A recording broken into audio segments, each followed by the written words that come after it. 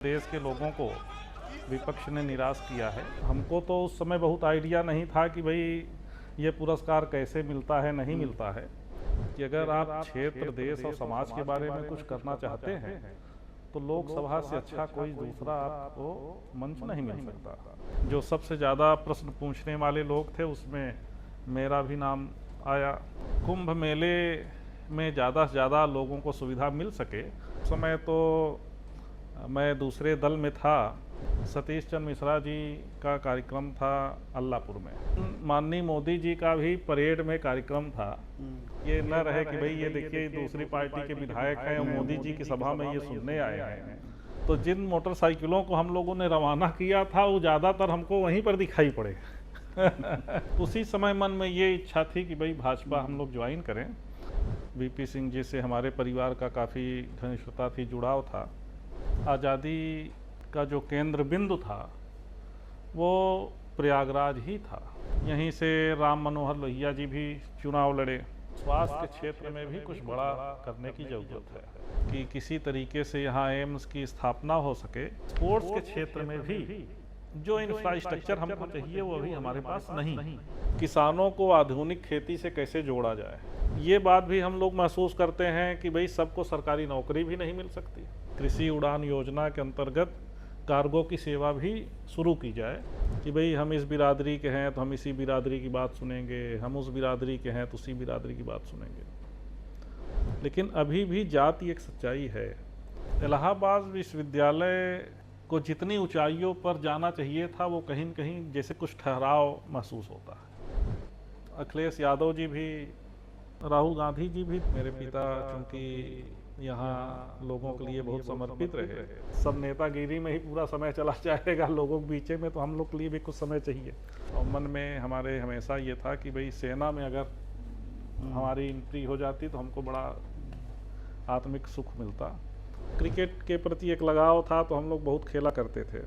आपका चैनल भी इसी तरीके से आगे बढ़े, ऐसी मेरी शुभकामना है। देश का एक प्रदेश है उत्तर प्रदेश। यहाँ कुछ चेहरे और कुछ लोकसभा सीट्स ऐसी हैं कि चुनाव आने पर उनकी चर्चा और उन पर विमर्श कुछ बढ़ जाता है। एक ऐसी ही लोकसभा सीट है फूलपुर। सामाजिक राजनीतिक दृष्टिकोण से बेहद अहम सीट मानी जाती है और चुनाव आने पर सभी राजनीतिक दल उस पर अपना स्थापित करने के लिए काफ़ी पूरा जोर लगा देते हैं। जिस सीट की मैं बात कर रहा हूं और सीट के बाद जो राजनीतिक किरदार, जो राजनीतिक चेहरे हमारे बीच हैं, वो उस सीट से किसी ज़माने में विधायक भी रहे और अब सांसद भी हैं। 3 बार के वरिष्ठ विधायक और 1 बार के सांसद। एक राजनीतिक परिवार से आते हैं जिनके पिताजी भी जनप्रतिनिधि रहे और उनका लगभग 2 दशक का सियासी करियर है। 2007 से शुरू हुआ और आज 2025 है। तो बेहद चुनिंदा, बेहद संतुलित बोलते हैं, अपने विचार रखते हैं, खेल कूद में काफ़ी रुचि रखते हैं और ऐसा माना जा सकता है कि खेती किसानी में भी उनकी काफ़ी संलिप्तता रहती है। तो ऐसे ही चेहरे, ऐसे ही किरदार फूलपुर लोकसभा सीट से सांसद श्री प्रवीण पटेल जी हमारे बीच हैं। तो सर, सबसे पहले आपका स्वागत है हमारे यूट्यूब चैनल पर। और मेरा पहला प्रश्न वहीं से आता है, हम हर साक्षात्कारों की शुरुआत ऐसे ही करते हैं कि कैसे हैं आप, कैसी है आपकी सेहत?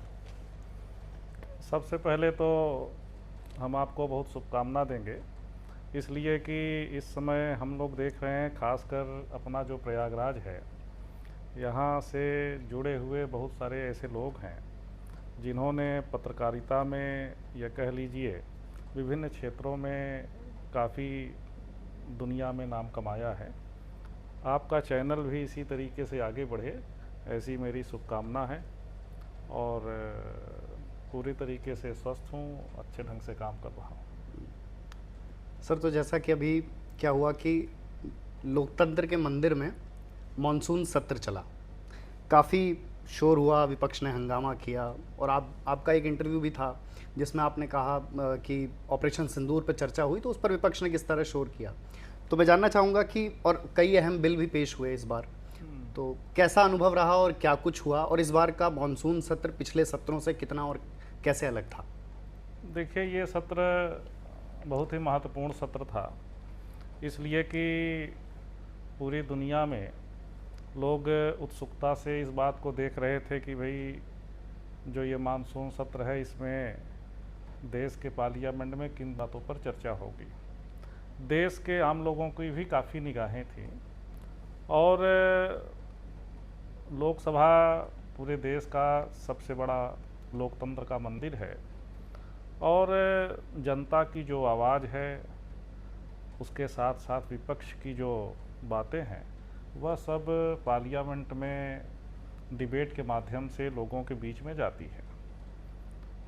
यह सत्र इस मायने में बहुत ही निराशाजनक रहा कि विपक्ष का जो रवैया था, जो सकारात्मक विपक्ष की एक उम्मीद आम आदमी करता है, ऐसी उम्मीद हम सब लोग भी आम जनता की तरह हम लोग भी करते हैं कि विपक्ष इस देश को मजबूत करने के लिए और जनता तक सही बातें जाएं, उसके लिए अच्छे ढंग से तैयारी के साथ आएगा, चर्चा करेगा, चर्चा का जवाब सरकार देगी।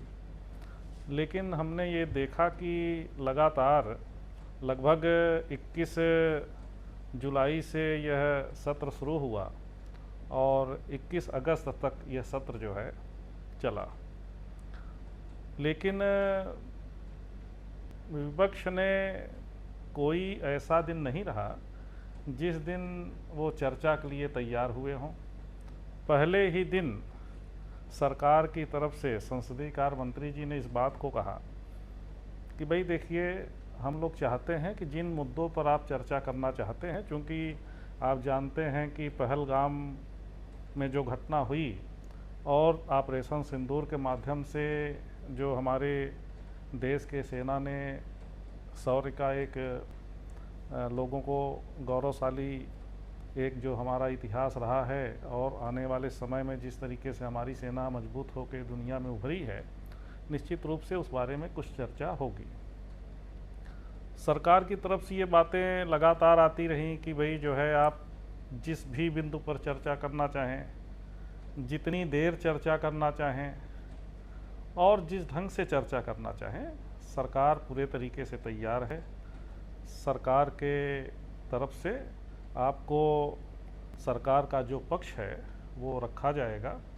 लेकिन हम लोगों ने देखा कि माननीय स्पीकर साहब ने भी कई बार, आप अगर देखेंगे उस कार्यवाही को निकाल के, तो स्पीकर साहब ने भी कई बार इस बात को कहा कि भाई हम सत्ता पक्ष विपक्ष के माध्यम के सभी पार्लियामेंट के सदस्यों से इस बात की अपील करना चाहते हैं कि भाई आप लोग चर्चा करिए, और जब सत्ता पक्ष सब तैयारी के साथ आया हुआ है, सारी बात को कह रहा है कि भाई हम चर्चा का जवाब देंगे, अपनी तरफ से जो सरकार की बातें हैं उसको रखेंगे, तो आपको चर्चा करना चाहिए। लेकिन हमने देखा कि विपक्ष केवल हंगामे पर ही उतारू था, और एक एक दिन कर लगातार जो है हंगामा होता रहा।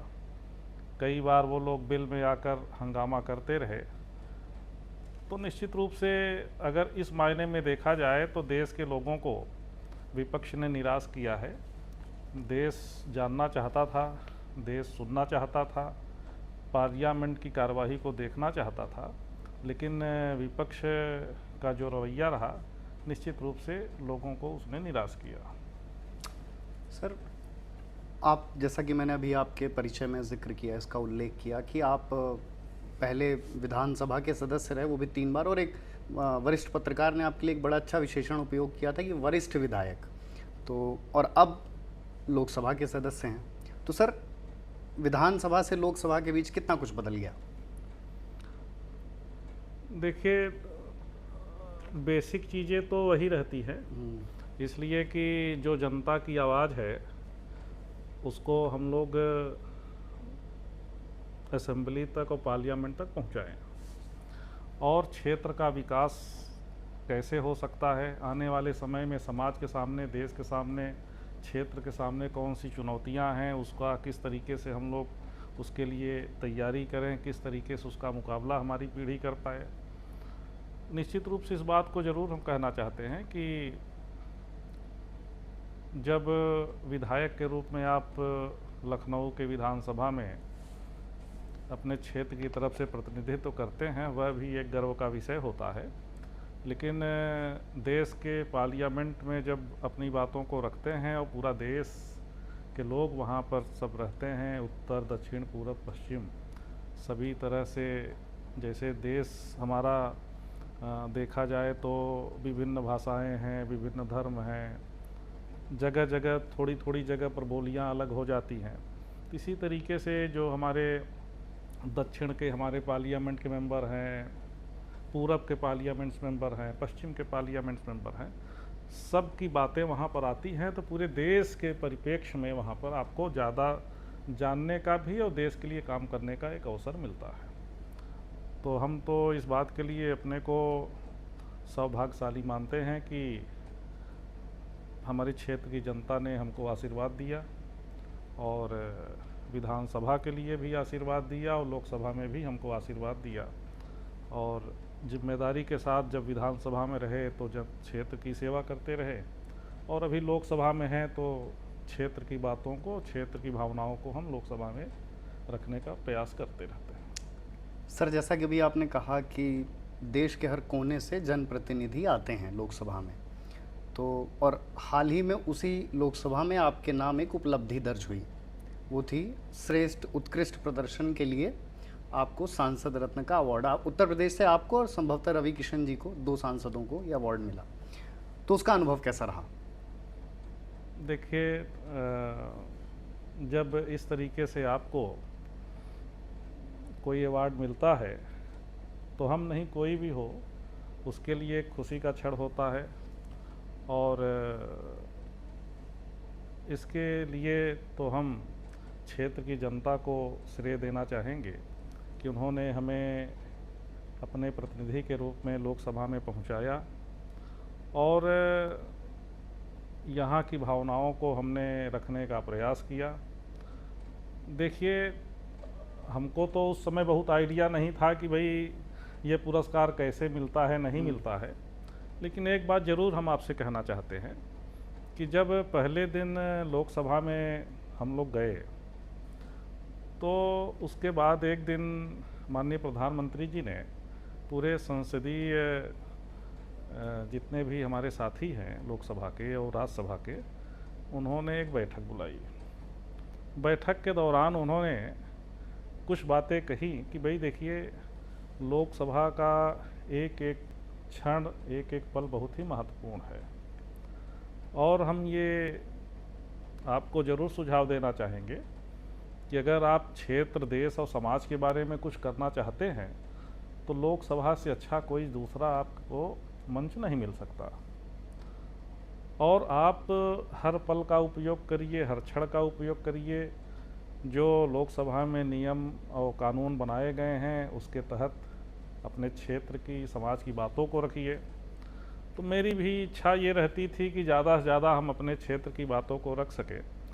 और चूँकि पूरे देश से बहुत सारे सदस्य होते हैं तो स्वाभाविक है कि समय बहुत कम मिल पाता है, लेकिन उसी समय में आपको अपने क्षेत्र के लिए, अपने लिए समय निकालना पड़ता है। तो हमने कई वरिष्ठ लोगों को देखा कि वो लोग जब से पार्लियामेंट शुरू होता है 11 बजे से, और अगर 11 बजे रात तक पार्लियामेंट में चर्चा होती रहती, तो वो लोग हम देखते हैं 11 बजे रात तक बैठे रहते हैं। यह कहा जाए तो एकदम लास्ट में जब पार्लियामेंट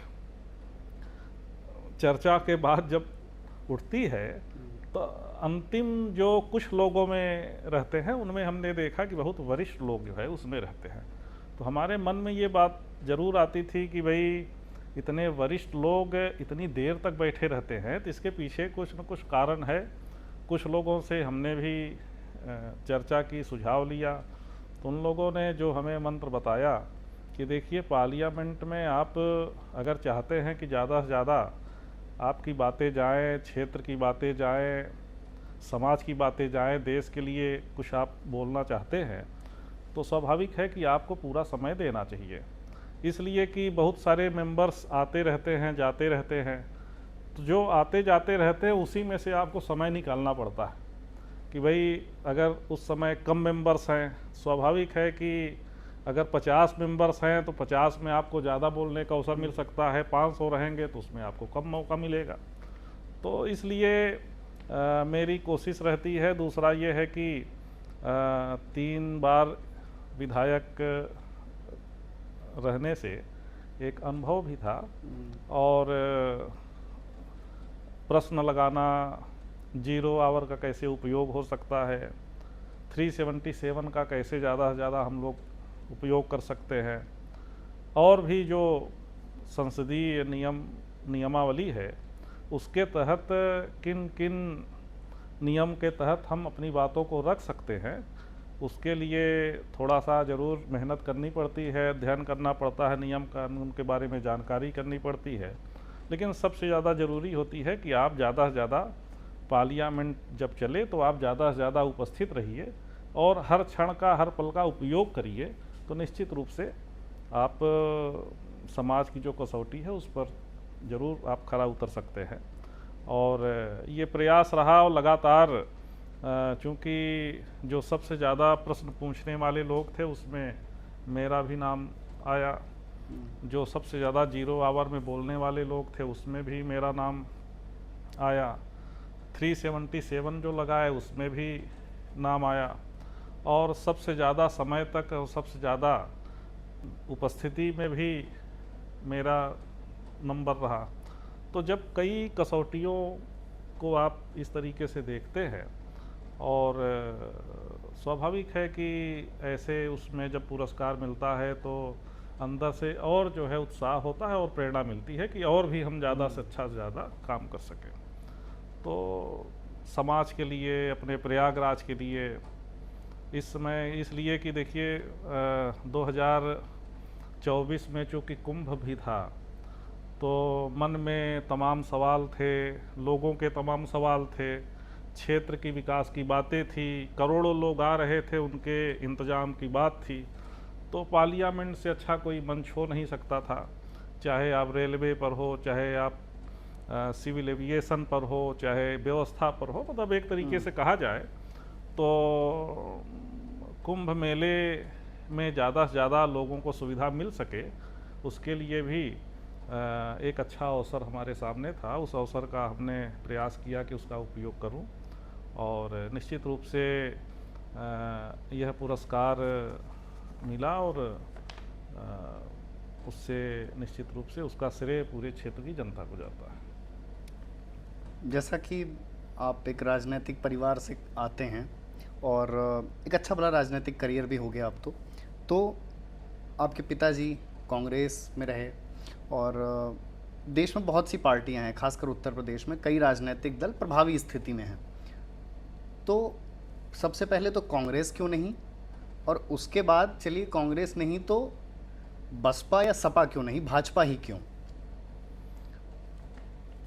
देखिए 2013 के बाद जब डॉक्टर मनमोहन सिंह इस देश के प्राइम मिनिस्टर थे, उस समय आप लोग भी, पूरे समाज में ऐसा वातावरण दिखाई पड़ रहा था, जहाँ भी जाइए लोगों में एक बड़ा निराशा का माहौल था।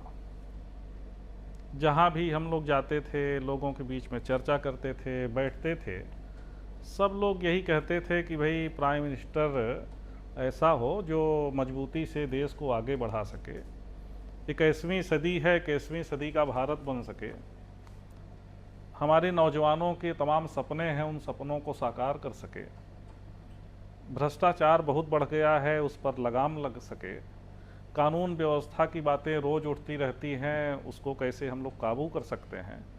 तो कहा जाए तो एक निराशा का माहौल पैदा हो गया था। माननीय श्री नरेंद्र मोदी जी 2014 में जब लोगों के बीच में पूरे देश ने उनको देखा और जब कैंपेनिंग चल रही थी, तो हम नहीं बल्कि किसी भी दल का व्यक्ति हो, उनके मन में मोदी जी के प्रति एक विशेष उम्मीद थी। और उसका हम बताएं कि उस समय तो मैं दूसरे दल में था 2014 के पहले, और लोकसभा के चुनाव 2014 का चल रहा था, तो जिस पार्टी से हम थे उस पार्टी से हमारे जो कैंडिडेट थे उनके पक्ष में सतीश चंद्र मिश्रा जी का कार्यक्रम था अल्लाहपुर में, और उस दिन पूरे क्षेत्र से मोटरसाइकिलों का जुलूस जाना था। तो भाई स्वाभाविक है कि हम फूलपुर का प्रतिनिधित्व कर रहे थे, तो हमारे क्षेत्र से भी जाना था। 700 चौराहे से हम लोगों ने लोगों को इकट्ठा किया और हजारों की संख्या में, इसलिए कि उसी दिन माननीय मोदी जी का भी परेड में कार्यक्रम था। वो कैंपेनिंग के लिए आए थे उस समय।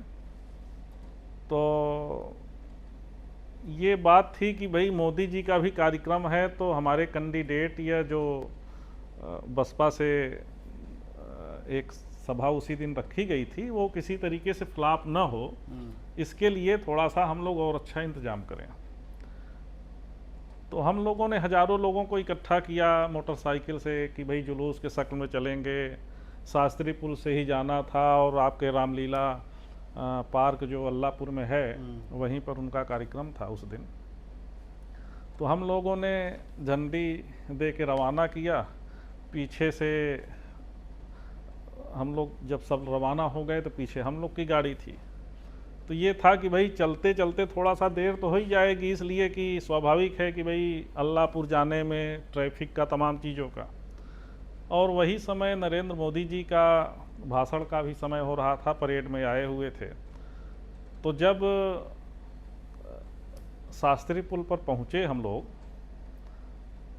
तो मन में चूंकि बताए ना कि मोदी जी के प्रति सभी के लोगों में बड़ा आकर्षण था, तो मन में ये हुआ कि भाई चलिए अभी पहुँचते पहुँचते 10 मिनट हो जाएगा, तो कौन सा देख रहे हैं, मोटरसाइकिल से हम लोग है ही हैं, जरा मोदी जी की सभा में देखें क्या बोलते हैं वो, तब तक वो लोग भी पहुँच जाएंगे। अब आप समझिए कि उस समय गमछा उमछा हम लोग लिए थे, और ऐसे कि भाई कोई भाई ये न रहे कि भाई ये देखिए दूसरी पार्टी के विधायक हैं और मोदी जी की सभा में ये सुनने आए हैं। तो गमछा उमछा भी हम लोग सिर को ऐसे थोड़ा सा ढक लिए थे, और जहां उनका मंच लगा था उसके पीछे परेड वाला जो मुख्य सड़क है, जो रेलवे, पहले रेलवे लाइन भी उधर आप देखे होंगे, तो ये था कि उधर हम लोग खड़े होंगे तो कोई देख नहीं पाएगा। अब आप समझिए कि जब वहाँ पर हम लोग गए घूम के, तो जिन मोटरसाइकिलों को हम लोगों ने रवाना किया था वो ज़्यादातर हमको वहीं पर दिखाई पड़े। तो हमारा कहने का मकसद ये है कि देखिए कुछ ऐसे क्षण होते हैं या लोगों में एक उम्मीद दिखाई पड़ती है जब, तो वो दल से अलग हो जाते हैं, कास्ट से अलग हो जाते हैं, धर्म से अलग हो जाते हैं। उस समय लोगों को ये रहता है कि भाई देश हमारा किस तरीके से आगे बढ़े। और मन में बड़ी एक बात थी कि भाई देश में जो निराशा का माहौल है उसको कोई अगर आशा या कह लीजिए एक देश को कैसे आगे बढ़ाया जा सकता है, तो माननीय मोदी जी एक विकल्प के रूप में पूरे देश में दिखाई पड़े थे। तो उसी समय मन में ये इच्छा थी कि भाई भाजपा हम लोग ज्वाइन करें और माननीय प्रधानमंत्री जी का जो हो सकता है हम लोग सहयोग करें, और वहीं से फिर धीरे धीरे भाजपा की तरफ आ गए। और बाकी हमारे पिताजी के बारे में आपने कहा कि भाई चूँकि उन्होंने कांग्रेस से शुरुआत की थी, तो निश्चित रूप से चूँकि मेरे आदर्श वही हैं, और उन्होंने जिस तरीके से उनके कार्यों को हम लोगों ने देखा है, निश्चित रूप से एक आदर्श लीडर कौन कैसे हो सकते हैं वो हम नहीं बल्कि पूरे क्षेत्र के लोग जो है उस चीज़ों को महसूस करते हैं। और उस समय वीपी सिंह जी, चूँकि वीपी सिंह जी से हमारे परिवार का काफ़ी घनिष्ठता थी, जुड़ाव था, और पिताजी हमारे जब राजनीति की शुरुआत किए तो उस समय चूंकि भाजपा का गठन नहीं हुआ था, उस समय जनसंघ रहा होगा, लेकिन वो कांग्रेस के नेता के रूप में धीरे धीरे अपने क्षेत्र में जुड़े रहे और धीरे धीरे इस क्षेत्र के विकास में उन्होंने अपना योगदान दिया। तो समय समय पर देखिए, हम तो ये कहेंगे कि देखिए, ऐसा नहीं है कि कोई दल ऐसा है जिसका कोई समाज में या देश में उसका श्रेय न हो। समय समय पर सभी दलों का जो योगदान रहता है देश को बनाने में, वो रहता है। समय के साथ आपको चलना पड़ता है, जनता की जो उम्मीदें होती हैं समय के साथ उस तरीके से आपको आगे देखना पड़ता है। तो स्वाभाविक है कि हम लोग के जनरेशन में हम लोगों की उम्मीद माननीय नरेंद्र मोदी जी से है, देश को उम्मीद है, तो भाजपा से जुड़कर भाजपा में धीरे धीरे काम कर रहा हूँ। आप जिस लोकसभा सीट से आते हैं उसके लिए कहा जाता है कि बड़ी ऐतिहासिक लोकसभा सीट है, और जैसा कि आपने कहा कि देश के पहले प्रधानमंत्री भी उसी लोकसभा सीट से सांसद रहे, जवाहरलाल नेहरू जी। उसके बाद स्वतंत्रता सेनानी और राजनेता विजय लक्ष्मी पंडित जी भी वहीं से सांसद रहे। उसके बाद फिर मुझे संभवतः 4 या 5 बार सपा के सांसद, जिसमें अतीक अहमद का भी नाम है, और उसके बाद बसपा से भी सांसद रहे। तो एक पूरा का पूरा मतलब एक प्रोफाइल है इस लोकसभा सीट की। तो और उसके बाद मुझे लगता है कि 2014 में पहली बार केशव प्रसाद मौर्य जी लगभग 3 लाख वोटों के अंतर से जीते। आप जिस दौर की बात कर रहे थे अभी कि उस समय भाजपा की पूरी लहर थी, और फिर वो सीट शायद सपा के पास गई, वापस फिर 2019 में आपने वो सीट पुनः 2024 में वो सीट पुनः भाजपा को वापस दिलाई। तो ये सीट देश की एक तो चर्चित सीट है, लेकिन और किन मामलों में ये अलग है और इतनी खास क्यों मानी जाती है? देखिए, प्रयागराज का जो नाम है वो आज़ादी के आंदोलन से जुड़ा हुआ है। कहा जाए तो आज़ादी का जो केंद्र बिंदु था वो प्रयागराज ही था। उस समय प्रयागराज से देश कैसे आज़ाद हो, बहुत सारे जो बड़े नेता हैं उन लोगों ने प्रयागराज में रहकर और प्रयागराज से ही इस देश को कैसे गुलामी से मुक्ति मिल सके उसके लिए तमाम आंदोलन चले। और उसके साथ साथ आज़ादी के बाद पंडित जवाहरलाल नेहरू जी इस देश का, इस क्षेत्र का 3 बार उन्होंने प्रतिनिधित्व किया। फिर 2 बार, जहाँ तक हमको याद है कि विजय लक्ष्मी पंडित जी यहाँ रही। यहाँ से अगर कहा जाए तो ये क्षेत्र पूरा प्रयागराज ही, ये राजनैतिक कह लीजिए, सामाजिक कह लीजिए, साहित्यिक कह लीजिए, शैक्षणिक कह लीजिए, बहुत ही जागरूक है। ये हर क्षेत्र में आप देखेंगे तो अगर साहित्य के क्षेत्र में देखेंगे तो प्रयागराज से बहुत बड़े बड़े नाम आपको दिखाई पड़ेंगे। आप राजनीतिक क्षेत्र में देखेंगे तो पंडित जवाहरलाल नेहरू, वीपी सिंह, चंद्रशेखर जी यहीं हिंदू हॉस्टल में रह के पढ़े। बहुगुणा जी का पूरा कर्मस्थली यहीं पर रहा। बहुत बड़े बड़े नाम हैं, अब सब नाम गिनाएंगे समय लगेगा, लेकिन बहुत बड़े बड़े ऐसे लोग रहे जिन लोगों ने देश को दिशा दी, समाज को दिशा दी। और आज़ादी के पहले से ही यह पूरा क्षेत्र कहा जाए तो यहाँ का, इस क्षेत्र का जो आम लोगों का स्वभाव है वो खुद के लिए नहीं बल्कि दूसरों के लिए कैसे हम समाज का निर्माण कर सकते हैं, समाज में सब लोगों को बराबरी मिले, समाज को सबकी हिस्सेदारी मिले, समाज में जो कुरीतियाँ हों उसका किस तरीके से खात्मा हो। तो शायद प्रयागराज के लोगों ने पहले उन चीज़ों की शुरुआत की। और आज़ादी के बाद चूँकि भाई स्वाभाविक है कि देश के प्रधानमंत्री का ये क्षेत्र रहा, तो बहुत सारे ऐसे यहाँ पर लोगों की निगाहें थीं, पूरे देश की निगाहें थीं। लेकिन उससे भी ज़्यादा जो हम समझते हैं कि चूँकि प्रधानमंत्री उस समय जवाहरलाल नेहरू जी थे और यहीं से राम मनोहर लोहिया जी भी चुनाव लड़े, एक तरीके से कहा जाए तो यहाँ पर सारे विचारों का जो है एक संगम था।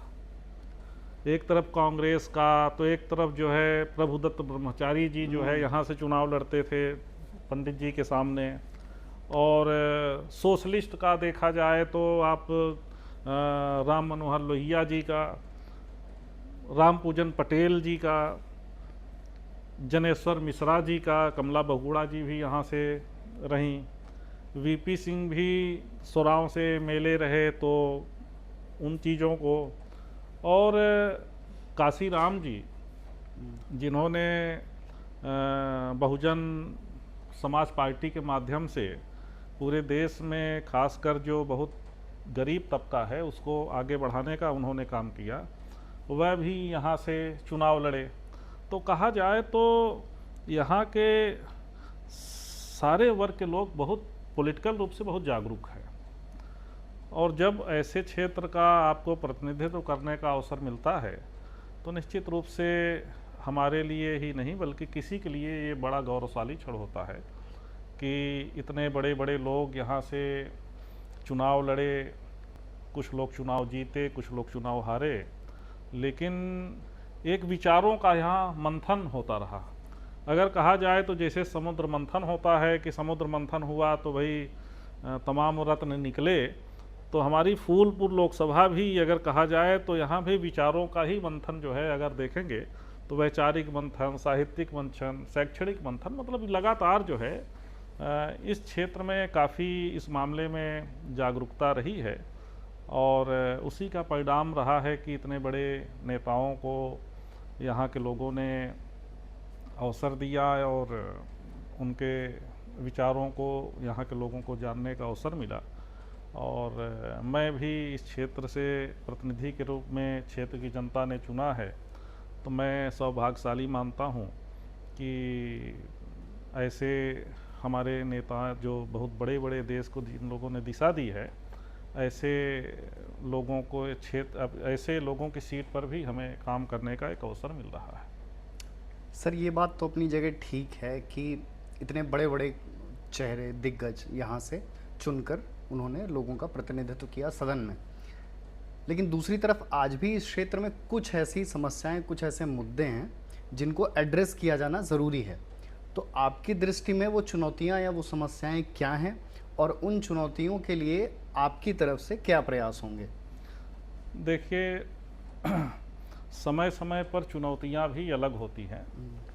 एक समय जब देश आज़ाद नहीं था तो उस समय देश के सामने देश को आज़ाद कराने की चुनौती थी, यहाँ के लोगों ने उसका बड़ा योगदान दिया। आज़ादी के बाद गरीबी बहुत थी, भुखमरी बहुत थी, बहुत अनाज उस समय आप देख रहे थे कि देश के प्रधानमंत्री लाल बहादुर शास्त्री जी ने नारा दिया जय जवान जय किसान का, कि हमारा जो खाद्यान्न है वो पूरे तरीके से पेट भरने के लिए उस समय उपलब्ध नहीं हो पाता था। लेकिन यहाँ के लोगों ने जब भी चुनौतियाँ रहीं उन चुनौतियों का मुकाबला किया, और धीरे धीरे समाज में भी जो चुनौतियाँ रहीं, चाहे असमानता का हो, चाहे छुआछूत का हो, चाहे समाज में तमाम ऐसी कुरीतियाँ रही हैं, तो उसका प्रयागराज ने सबसे पहले अगर देखा जाए तो प्रयागराज की तरफ से पहल हुई, और आर्थिक के साथ साथ इंफ्रास्ट्रक्चर के क्षेत्र में भी समय समय पर कुछ काम हुए। लेकिन ये ज़रूर हम कहना चाहते हैं कि 2014 के बाद जब देश के प्रधानमंत्री श्री नरेंद्र मोदी जी हुए, तो जैसी लोग आशा करते थे 21वीं सदी का भारत, 21वीं सदी का प्रयागराज, 21वीं सदी का फूलपुर, तो उसमें बड़ी तेज़ी के साथ हमारा इंफ्रास्ट्रक्चर में भी काफ़ी आप देखेंगे कि बढ़ोतरी हुई। आज पूरे हमारे क्षेत्र में, लोकसभा क्षेत्र में कह लीजिए, पूरे प्रयागराज में कह लीजिए, कनेक्टिविटी बहुत अच्छी हो गई है। एयर कनेक्टिविटी अच्छी है, रेलवे कनेक्टिविटी अच्छी है, रोड कनेक्टिविटी अच्छी है। चूँकि पर्यटन के दृष्टिकोण से भी प्रयागराज का एक विशेष महत्व है, धार्मिक दृष्टि से भी ये तीर्थों का राजा माना जाता है, शैक्षिक क्षेत्र में भी यह पूरब का ऑक्सफोर्ड के नाम से इलाहाबाद विश्वविद्यालय को जाना जाता है। तो इधर काफ़ी बड़े बड़े काम हुए हैं, लेकिन अभी भी हम लोग ये मानते हैं कि बहुत सारी चुनौतियां हम लोगों के सामने हैं। मैं जैसा सोचता हूं कि सबसे बड़ी चुनौती हम लोगों के सामने जो रोज़ दिखाई पड़ती है वो स्वास्थ्य के क्षेत्र में दिखाई पड़ती है। इसलिए कि बहुत सारे लोग हम लोगों के पास आते हैं तो इस बात को कहते हैं कि भाई पीजीआई में मरीज को भर्ती करवा दीजिए, एम्स में एडमिशन मिल जाए और बड़े बड़े संस्थानों में उनका इलाज हो जाए। उस समय हम लोगों को ये एहसास होता है कि प्रयागराज में तो बहुत कुछ हो गया है, लेकिन स्वास्थ्य के क्षेत्र में भी कुछ बड़ा करने की ज़रूरत है। इसलिए कि स्वास्थ्य के क्षेत्र में अभी जो बड़े अस्पताल होने चाहिए उसका अभाव अभी भी हम लोग को दिखाई पड़ता है। मेरा प्रयास है, पार्लियामेंट में भी हमने इस बात की मांग रखी है कि भाई प्रयागराज एक केंद्र है, तीर्थों का राजा है। हर 6 साल 12 साल समय समय पर कुंभ मेला, महाकुंभ, माघ मेला प्रत्येक वर्ष लगातार आयोजन होता है। इस बार भी 67 करोड़ लोग आए, इसके पहले भी 22 करोड़ लोग आए थे। आने वाले समय में भी ऐसी ही बढ़ोतरी होगी।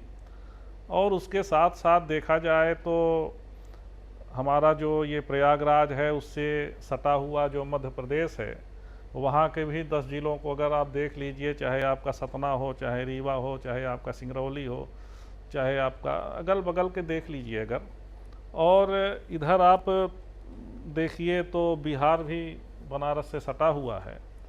तो निश्चित रूप से एक बहुत बड़ी आबादी है जिसको ज़रूरत महसूस होती है कि स्वास्थ्य के क्षेत्र में भी अगर कुछ बड़े यहाँ पर एम्स जैसे अस्पताल आ जाएं तो इलाज के लिए लोगों को काफ़ी अच्छी सुविधा मिल जाएगी।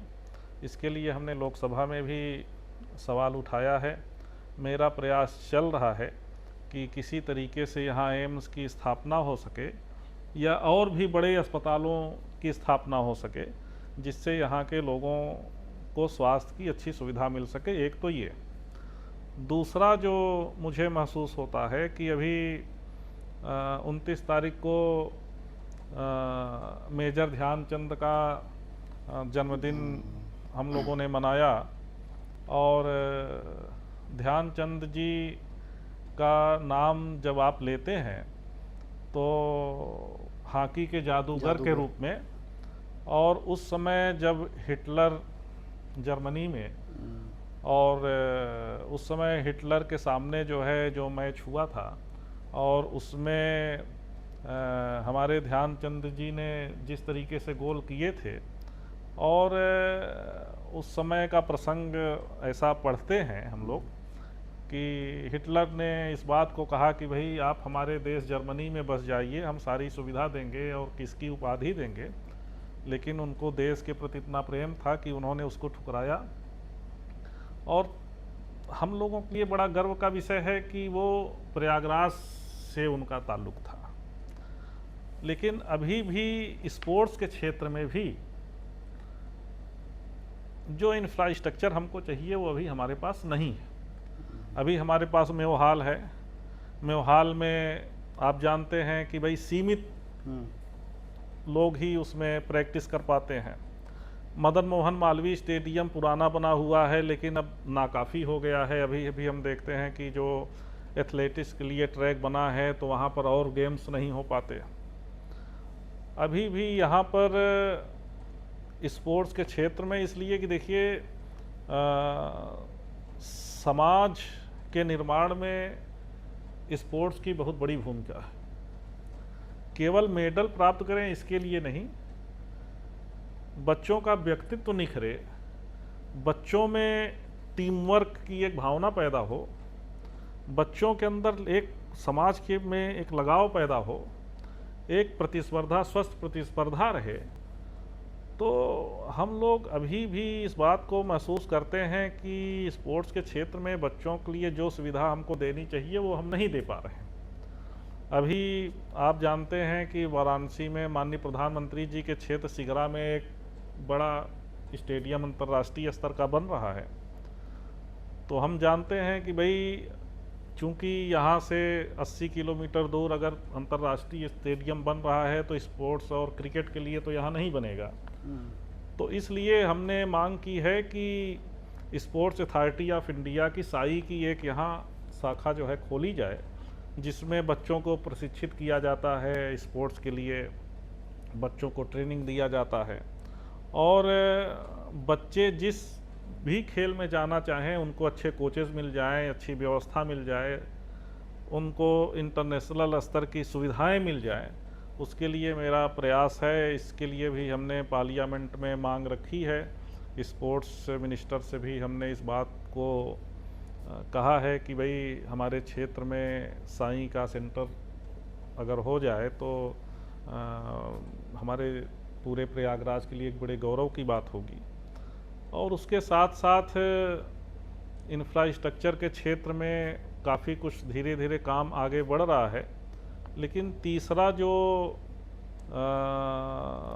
सबसे ज़्यादा हमको ये दिखाई पड़ता है कि चूँकि देखिए प्रयागराज में बहुत बड़ी संख्या में किसान यहाँ पर रहते हैं।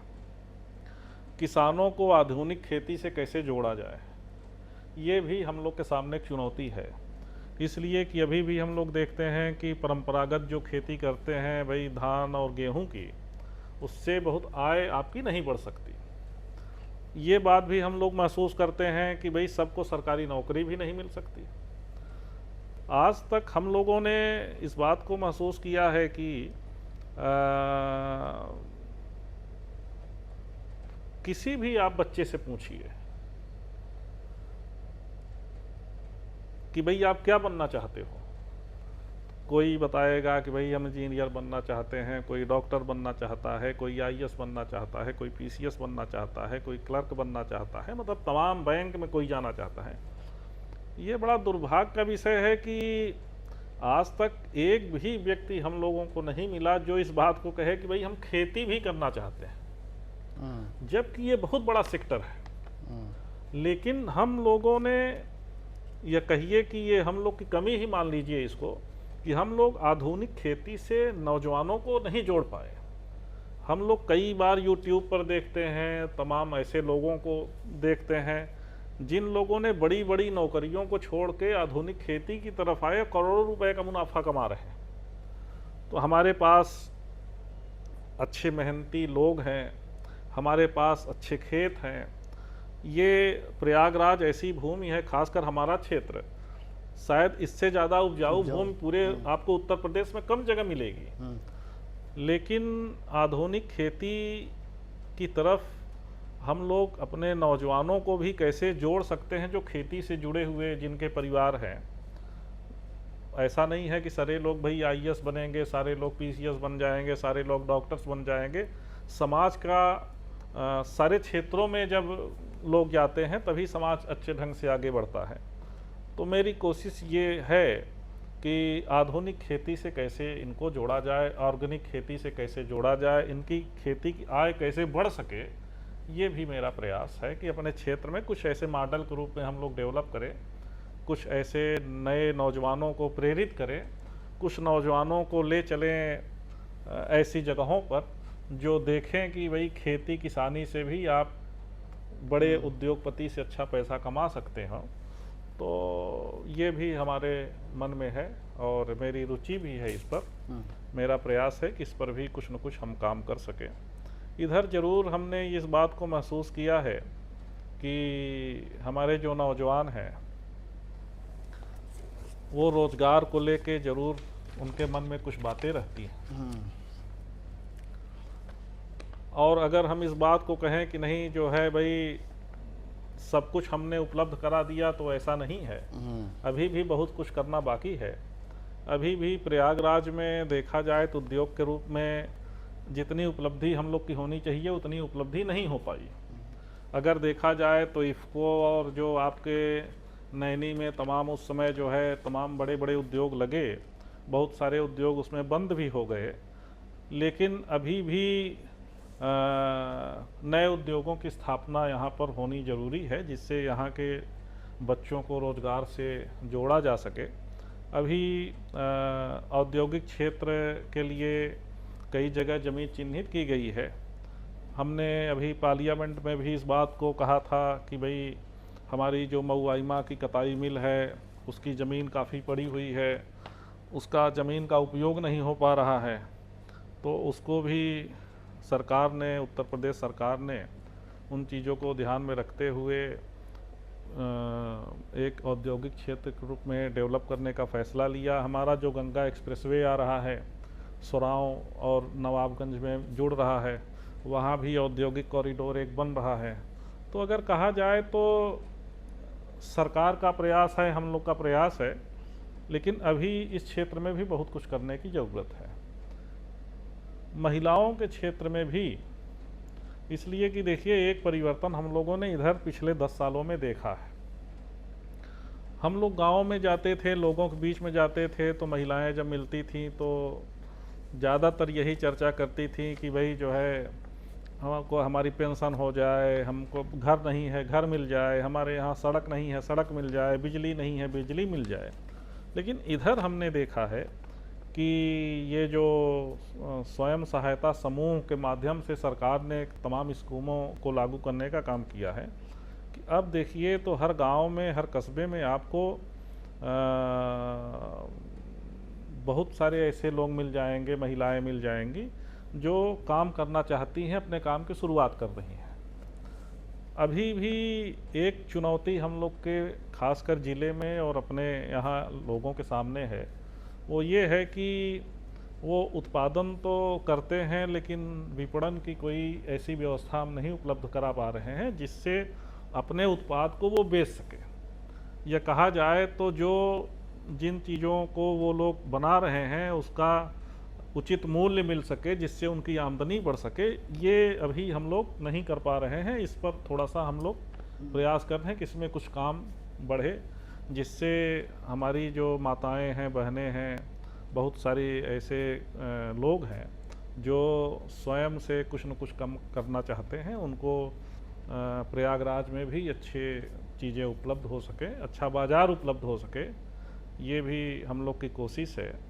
और उसके साथ साथ अभी एक हमने प्रयास किया है और उस पर कुछ काम आगे बढ़ा है कि बहुत सारे लोग सब्जियों की खेती से या डेयरी से बहुत सारे लोग जुड़े हुए हैं अपने यहाँ।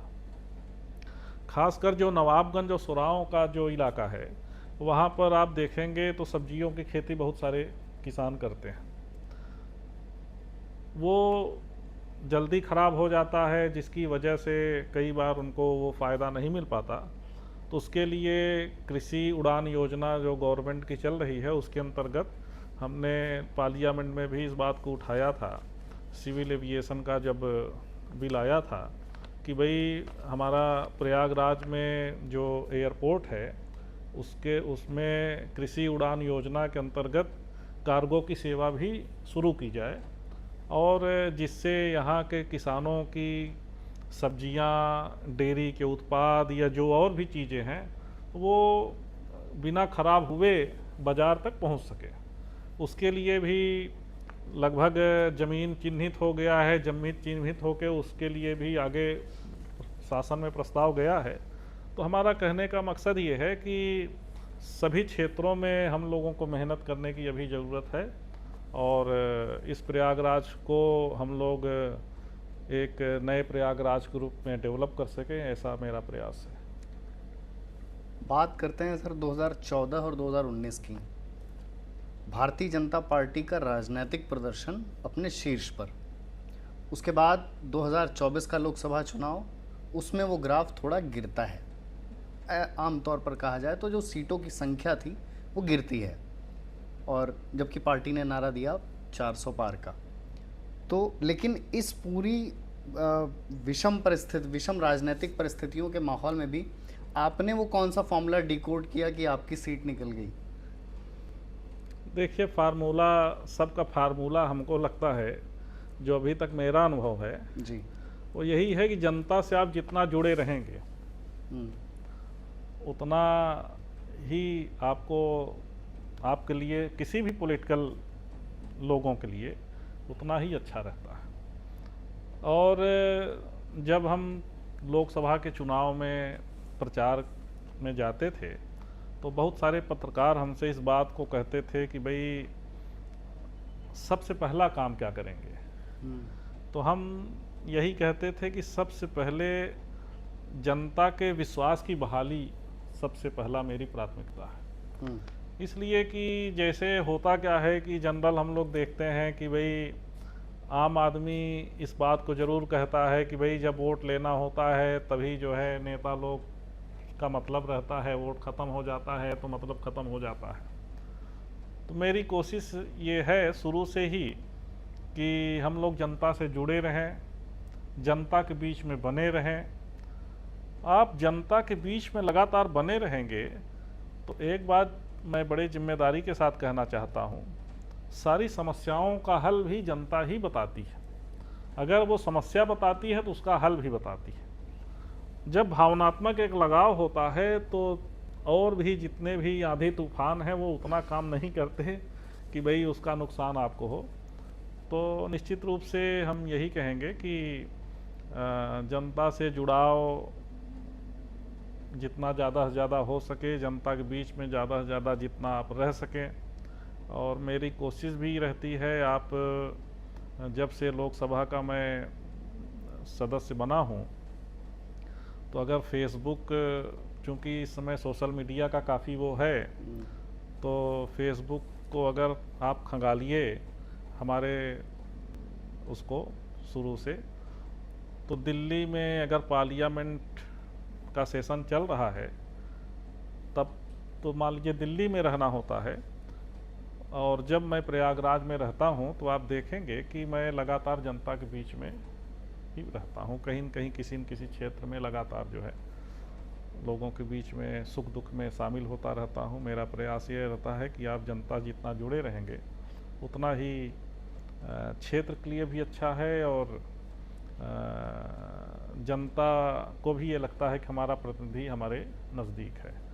ये ज़रूर है कि देखिए लोकसभा का क्षेत्र बहुत बड़ा होता है, लगभग 2000 से ज़्यादा बूथ हैं यहाँ पर, 5 विधानसभाएं हैं, और नगर निगम का भी बड़ा हिस्सा हमारे इस पार्लियामेंट में है, कई टाउन एरिया हैं,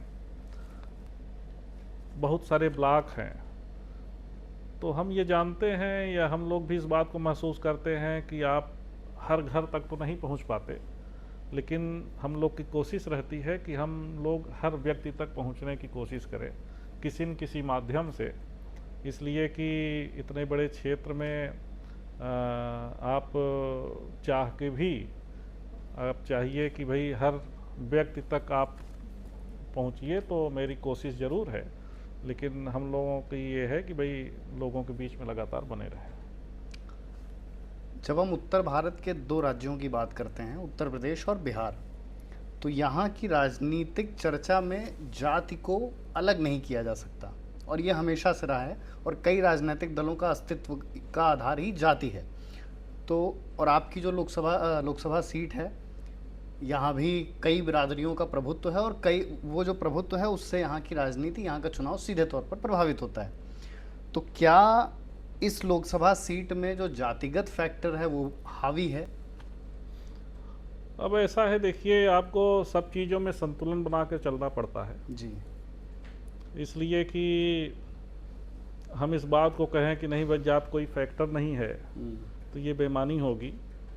इस बात को कहें कि नहीं भाई इन सब चीज़ों का प्रयागराज से, इन सब चीज़ों से कोई वास्ता नहीं है, तो ये भी बहुत सही बात नहीं होगी। इधर आप देखिए तो उत्तर प्रदेश और बिहार दो ऐसे राज्य हैं जहाँ पर अभी भी जातियों का राजनीति में जो भागीदारी रहती है, जो वर्चस्व रहता है या जो फैक्टर रहता है कह लीजिए, अभी भी मतलब एक सच्चाई है। और धीरे धीरे उत्तर प्रदेश में आप अगर देखें तो खासकर मंडल आयोग की जो सिफारिश लागू हुई उसके बाद से धीरे धीरे सभी लोगों में एक आकांक्षाएं, बहुत आशाएं होने लगी हैं। किसी भी जाति का व्यक्ति हो वो चाहता है कि भाई हमको भी सम्मान मिले, हमको भी भागीदारी मिले, हमको भी हिस्सेदारी मिले। और ये आज कहा जाए तो राजनीति का सच भी है, आपको सभी के उम्मीदों पर खरा उतरना पड़ेगा। ये ज़रूर हम कहना चाहते हैं कि किसी जो हमारे जनप्रतिनिधि हैं उनको राजनीति जात के चश्मे से क्षेत्र में काम नहीं करना चाहिए कि भाई हम इस बिरादरी के हैं तो हम इसी बिरादरी की बात सुनेंगे, हम उस बिरादरी के हैं तो उसी बिरादरी की बात सुनेंगे। ज़रूर लोगों की आशाएं रहती हैं, कुछ अतिरिक्त लोगों की आकांक्षाएं रहती हैं कि भाई हमारे बिरादरी के हैं तो हो सकता है कि हमारे लिए ज़्यादा काम करें। लेकिन आप एक गार्जियन की तरह हैं, जैसे परिवार का मुखिया होता है तो परिवार के सारे सदस्यों के लिए उसकी एक सद्भावना रहती है, उसकी कोशिश रहती है कि हम सभी को संतुष्ट कर सकें। नेता को भी ये चाहिए कि हम सभी को सामंजस्य बनाकर क्षेत्र का विकास करें। किसी भी व्यक्ति को ये न लगे कि मेरे साथ भेदभाव किया जा रहा है, मेरे साथ असमानता का व्यवहार किया जा रहा है। निश्चित रूप से कहीं न कहीं कुछ न कुछ कमियां कभी समाज में रही होगी जिसके कारण ऐसी स्थिति उत्पन्न हुई। लेकिन हम देख रहे हैं कि धीरे धीरे जैसे नई पीढ़ी आई है, अब धीरे धीरे बहुत सारी ऐसी कुरीतियाँ थी समाप्त हो गई। धीरे धीरे जैसे लोग पढ़ रहे हैं, जैसे जागरूक हो रहे हैं, अब भारतीय जनता पार्टी जब से माननीय नरेंद्र मोदी जी इस देश के प्रधानमंत्री हुए हैं, जिस तरीके से उन्होंने देश का विकास किया, क्षेत्र का विकास किया, प्रयागराज का विकास किया, तो निश्चित रूप से जितने मुद्दे पहले हावी हुआ करते थे वो कम। लेकिन अभी भी जाति एक सच्चाई है, अभी भी सबकी जन भावनाओं को आपका ख्याल रखना पड़ता है। और फिर से हम इसी बात को दोहराएंगे कि आप एक गार्जियन की तरह बिना भेदभाव के कैसे सभी के साथ न्याय हो सके ये काम करना चाहिए। इस बार मानसून में बड़ी अच्छी बारिश हुई है और मुझे लग रहा है सालों बाद प्रयागराज में इतनी बारिश हुई है, तो किसानों के लिए तो अच्छा है। और जो थोड़ा जलवायु परिवर्तन के प्रति सजग हैं उस दृष्टिकोण से भी अच्छा है। लेकिन एक दो कुछ ऐसे दृष्टिकोण हैं जिनसे खराब है, जैसे सड़क। तो और ये आपका जो लोकसभा क्षेत्र है, ये इसमें काफ़ी शहर, प्रयागराज शहर का भी हिस्सा आता है। तो और ये जनमानस का प्रश्न है कि ये जो सड़क के गड्ढे हो जाते हैं बारिश के बाद, ये कितनी जल्दी भर जाएंगे? अब देखिए इस बार बारिश थोड़ी ज़्यादा हुई जी, और सड़कों का निर्माण बड़े पैमाने पर हुआ। कुंभ के दौरान भी, उसके पहले भी सड़कों का जाल बिछा हुआ है। और जब बरसात होती है तो इस तरीके से कुछ न कुछ कमियां तो आती हैं। अभी चूंकि हम लोगों की बैठक थी जिलाधिकारी के साथ और PWD या जो और भी एजेंसियां हैं उनके साथ, तो ये तय हुआ कि जैसे ही बरसात समाप्त हो जाता है, इसलिए कि अब 10-5 दिन और बात है, बारिश के बाद सारी सड़कों को अच्छे ढंग से उसका जहाँ जहाँ गड्ढे हो गए हैं, जहाँ मरम्मत की ज़रूरत है, उसको रिपेयर किया जाएगा, गड्ढा समाप्त किया जाएगा और अच्छी सड़कें यहाँ के लोगों को उपलब्ध हो सकें, उसके लिए बहुत जल्दी इस पर, इसलिए कि केवल बरसात ज़्यादा होने की वजह से या बरसात लगातार हर 3 दिन 4 दिन पर, आज भी देखिए बारिश हुई छोटी मोटी, तो बारिश हल्की हल्की होती जा रही है, इसकी वजह से ये काम थोड़ा सा रुक रहा है। जैसे ही बारिश समाप्त हो जाएगी तत्काल जो है उस पर काम लगेगा, सड़कें ठीक हो जाएगी। प्रयागराज और प्रयागराज का विश्वविद्यालय इलाहाबाद यूनिवर्सिटी पूर्व का ऑक्सफोर्ड कहा जाता है। पूर्वांचल ही नहीं, उत्तर प्रदेश के अलग हिस्से ही नहीं, पूरे देश से यहाँ पर छात्र पढ़ने आते हैं। तो जैसा कि भी आपने शुरुआती एक प्रश्न में इस बात का उल्लेख भी किया कि बेरोज़गारी एक बड़ी समस्या है और उसके लिए सिर्फ प्रशासनिक या फिर सरकारी तरफ से दिक्कतें नहीं हैं, लेकिन हाँ, इस बात को भी नकारा नहीं जा सकता कि बेरोज़गारी एक समस्या है। तो बतौर सांसद आपकी तरफ से इस समस्या से निपटने के लिए, और मैं इस बात में एक और बात जोड़ दूं कि ये जो पेपर ठीक से ना हो पाने की और जो पेपर लीक की समस्या है, इस तरह की दुश्वारियों को रोकने के लिए आपकी तरफ से क्या प्रयास होंगे? ये प्रयागराज के लिए, इलाहाबाद के लिए बहुत ही एक कहा जाए एक बड़े उपलब्धि के रूप में हम लोगों के बीच में है। पहले बीच में तो यहाँ से बहुत सारे आईएएस, बहुत सारे पीसीएस, अगर कहा जाए तो लगभग आधे उत्तर प्रदेश के लोग तो आप इलाहाबाद विश्वविद्यालय से ही, या कह लीजिए यहाँ से ही उनका जुड़ाव रहा है। आप पुराने जितने भी आईएएस, पीसीएस, ये बड़े बड़े पदों पर जो हैं, उनका नाम अगर लीजिएगा तो कहीं न कहीं आपका इलाहाबाद विश्वविद्यालय से, अपने इलाहाबाद प्रयागराज, उनका जुड़ाव आपको मिल जाएगा। इधर जरूर हम लोगों को ऐसा महसूस होता है, शायद और लोगों को भी महसूस होता होगा कि इलाहाबाद विश्वविद्यालय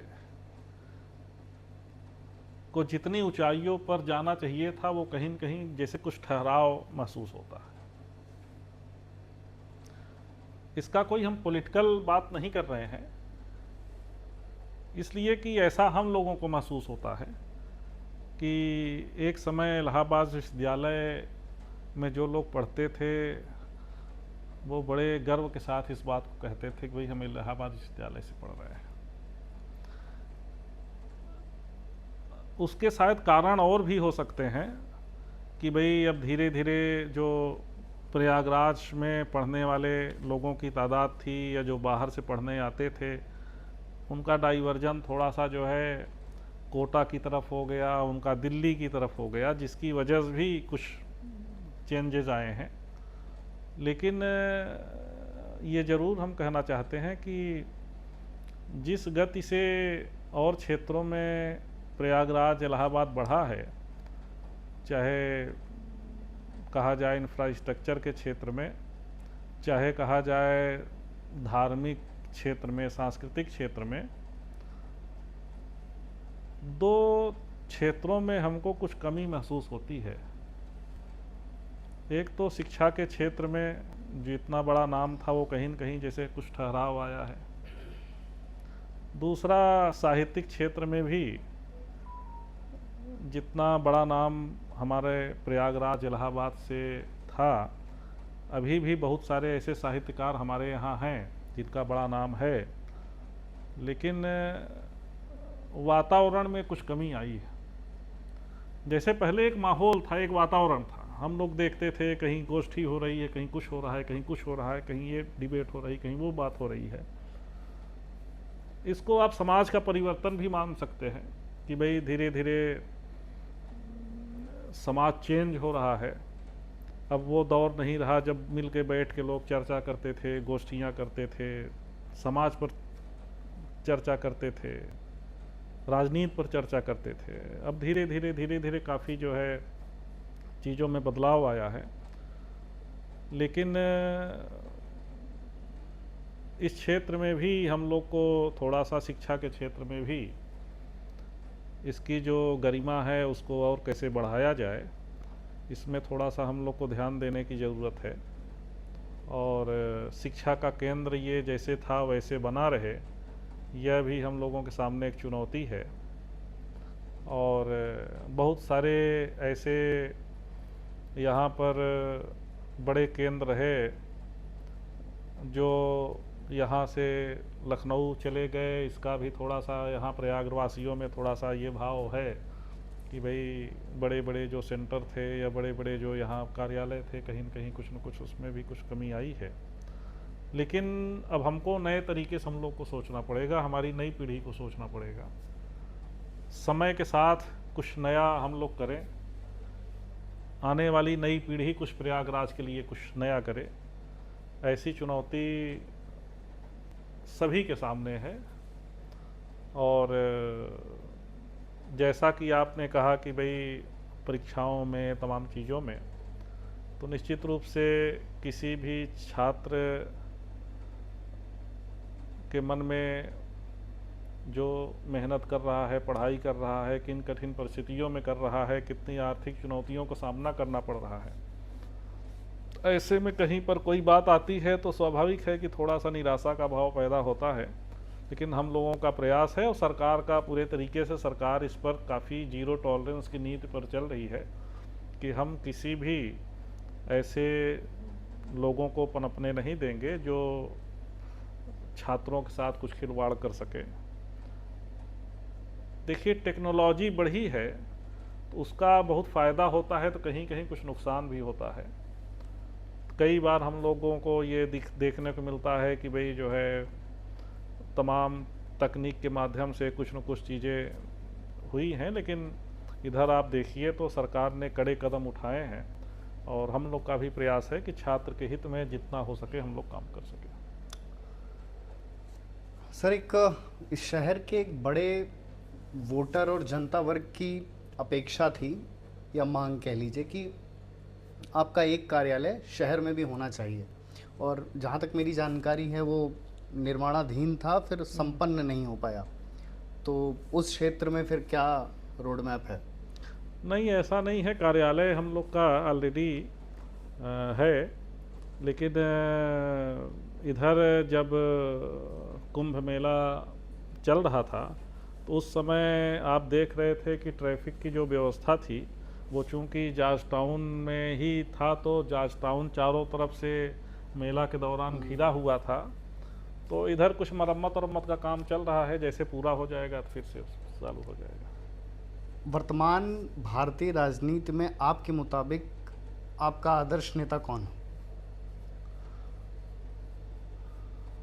देखिए, हम तो एक आदर्श नेता के रूप में माननीय नरेंद्र मोदी जी को मानते हैं कि जिन्होंने अपना हर क्षण, हर पल देश के लिए समर्पित किया है। उनकी मेहनत को जब हम लोग देखते हैं, उनके विजन को देखते हैं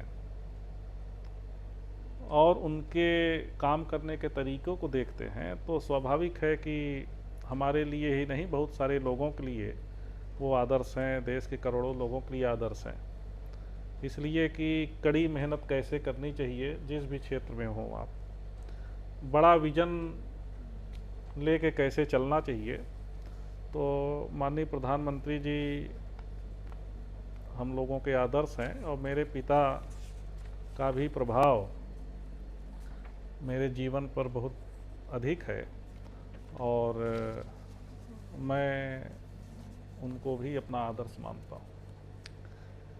अच्छा, प्रदेश के जो कुछ प्रबुद्ध पत्रकार हैं उनमें से तमाम का ये मानना है कि आप उत्तर प्रदेश के डिप्टी सीएम केशव प्रसाद मौर्य और देश के गृह मंत्री अमित शाह के काफ़ी करीबी और ख़ास माने जाते हैं। तो ये उनका आकलन कितना सही है?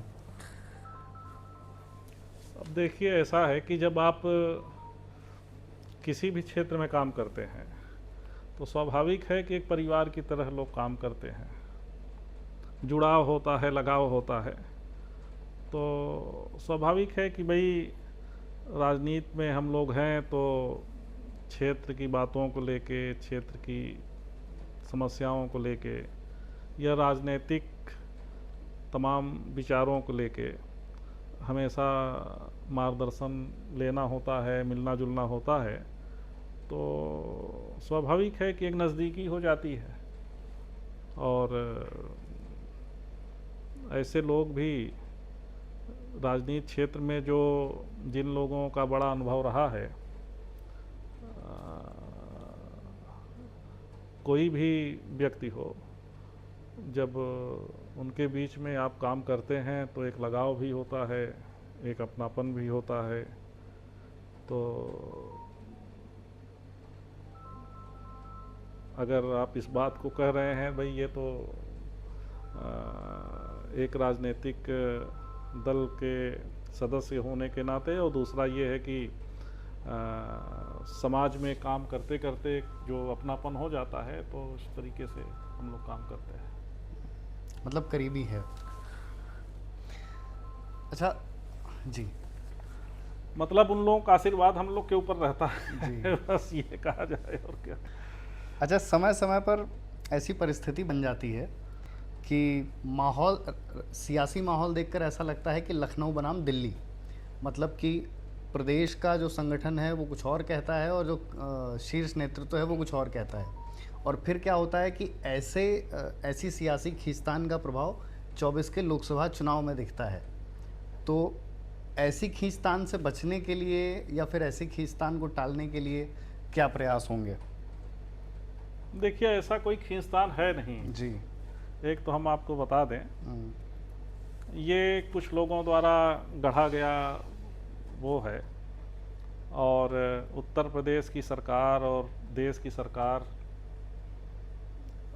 डबल इंजन की सरकार कह लीजिए, देश और प्रदेश की प्रगति के लिए लगातार काम कर रही है। आप जिस तरीके से देश की योजनाएं और प्रदेश की योजनाओं का लाभ जनता को मिल रहा है, कहीं भी कोई भी मतभेद या किसी भी तरीके से कोई भी चीज़ ऐसी दिखाई नहीं पड़ती।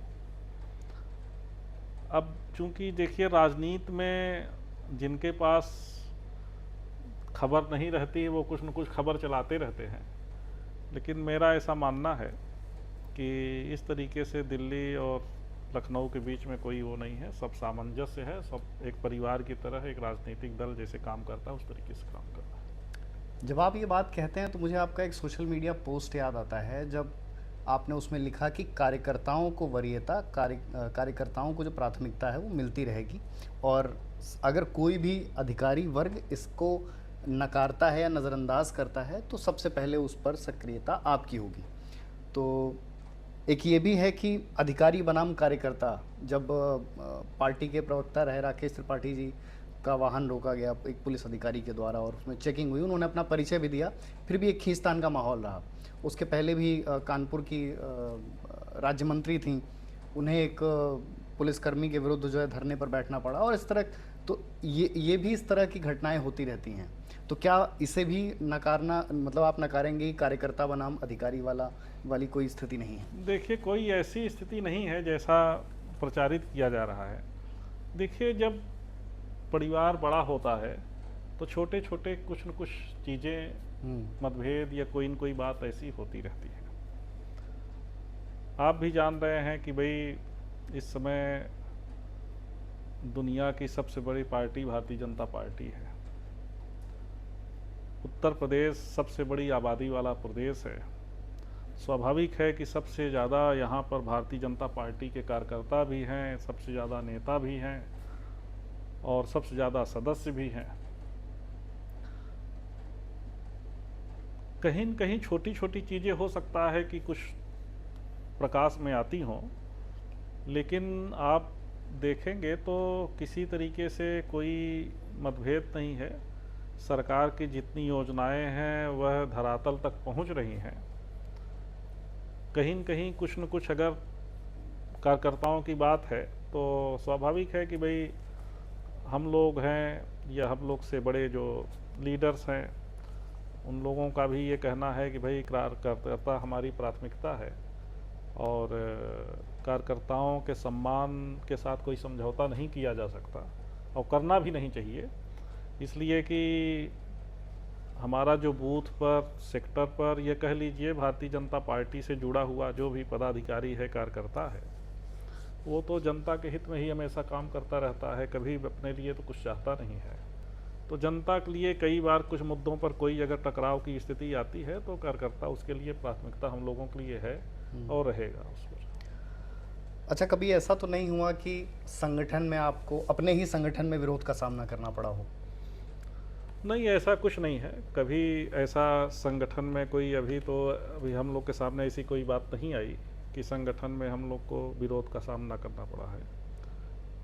भारतीय जनता पार्टी एक परिवार की तरह चलने वाली पार्टी है और परिवार के सदस्य जिस तरीके से काम करते हैं उसी तरीके से यहाँ भी दल में सब लोग काम करते हैं। सबकी अलग अलग जिम्मेदारियाँ हैं। जिस जिम्मेदारी को जिसको मिली है उसका निर्वहन सब लोग प्रयास करते हैं कि अच्छे ढंग से कर सके। और अभी हम लोग के सामने ऐसी कोई बात नहीं आई जिसको कहा जाए कि भाई ये मतभेद है या कोई ऐसी बात है। 2007 में आप बसपा से विधायक रहे, तो और आज जब हम प्रदेश का सियासी समीकरण या प्रदेश का राजनीतिक परिदृश्य देखते हैं तो बसपा की जो मजबूती है और अस्तित्व है वो पहले जितना प्रभावशाली नहीं नज़र आता। तो एक राष्ट्रीय राजनीतिक दल के पतन का आपकी दृष्टि में क्या कारण था? देखिए, ऐसा है कि हमने शुरू में ही कहा, समय समय पर समाज के सामने तमाम चुनौतियां होती हैं। आज़ादी का जब आंदोलन था तो उस समय स्वतंत्रता ही हमारे सामने सबसे पहली प्राथमिकता थी।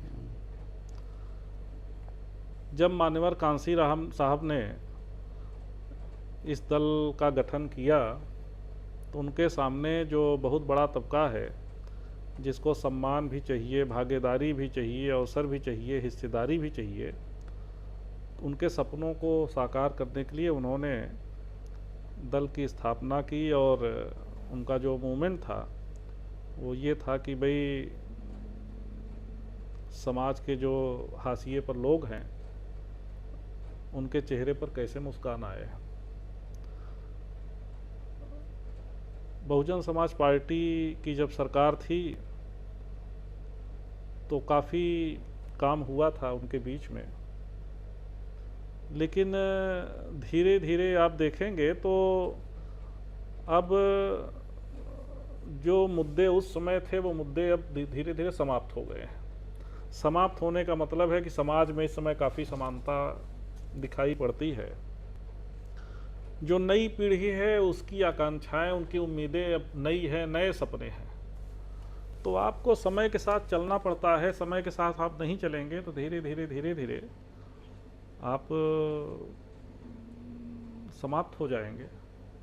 हम लोग पढ़ते थे साइंस में चार्ल्सवाद और डार्विनवाद का कि भाई योग्यतम की उत्तर जीविता, कि जो योग्य होगा वही आगे बढ़ेगा, सर्वाइवल ऑफ द फिटेस्ट। हाँ, तो वो जैसी समाज या जैसी सामने चुनौतियां होंगी उसको आप संघर्ष करेंगे, साकार करेंगे तो आप आगे बढ़ेंगे।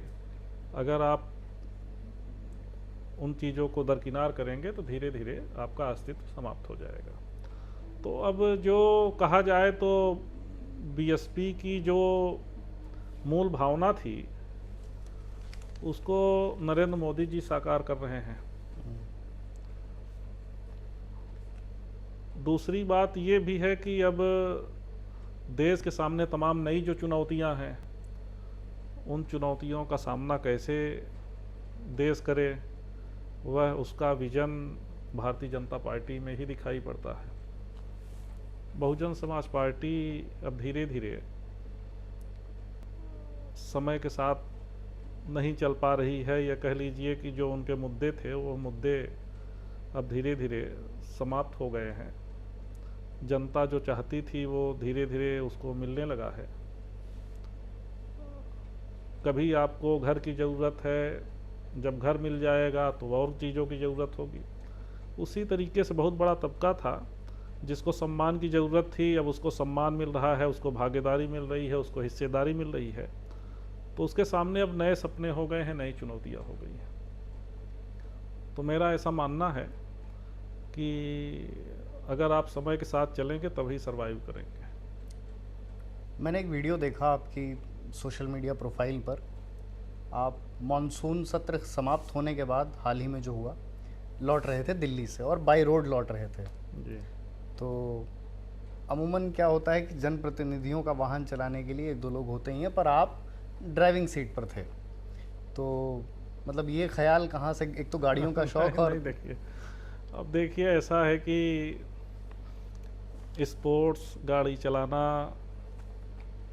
और पेड़ पौधों से लगाव, खेती किसानी से जुड़ाव, ये कहा जाए कि जो मेरी परवरिश हुई है, मैं एक किसान परिवार में पैदा हुआ हूँ और अगल बगल खेती किसानी से जुड़े हुए जितने लोग हैं उनको बड़े नज़दीक से देखा है, किस तरीके से मेहनत करते हैं, किस तरीके से परिश्रम करते हैं। और उसके साथ साथ स्पोर्ट्स में भी हमारी रुचि रही है। हम लोग क्रिकेट बहुत खेला करते थे, गांव के तमाम और भी जो खेल होते हैं उसको खेला करते थे। कबड्डी हो गया, फुटबॉल हो गया, और गाड़ी चलाने का भी मतलब शौक कह लीजिए या अच्छा लगता है। पेड़ पौधे भी ज़्यादा से ज़्यादा लगाएं, ज़्यादा से ज़्यादा हरियाली रहे, पर्यावरण में भी मतलब एक रुचि है कि पर्यावरण को बचाने के लिए, या कह लीजिए कि एक अच्छा वातावरण रहे, अगर हरा भरा रहेगा तो ये तो हमको लगता है ज़्यादातर लोगों को वो रहता है, कोई हमारा ही नहीं है। तो स्वाभाविक है कि भाई समय जब मिलता है तो निश्चित रूप से ड्राइविंग है या स्पोर्ट्स है या खेती बाड़ी संबंधित या पेड़ पौधों संबंधित जो भी है उसके लिए समय निकालते हैं। अच्छा, विपक्षी दल के किन नेताओं से अच्छी दोस्ती है? अब देखिए, ऐसा है कि मेरी किसी से दुश्मनी नहीं है जी।